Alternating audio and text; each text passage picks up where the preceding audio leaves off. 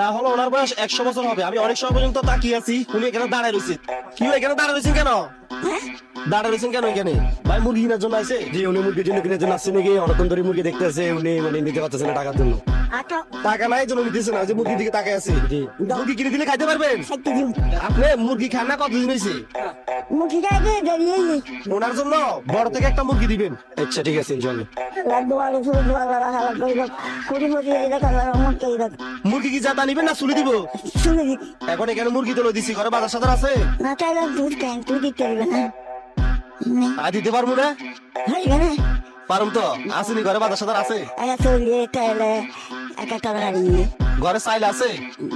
চললে চল নাই?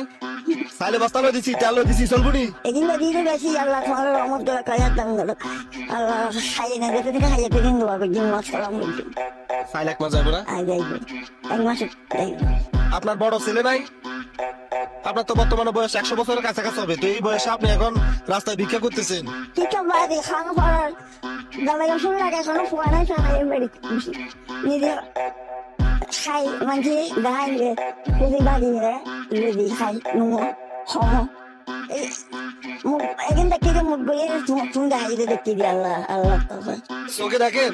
সবাই অবস্থা হয় চোখে এটা অবস্থা না দেখি এগুলো দেখি দেখি আর আল্লাহ আল্লাহ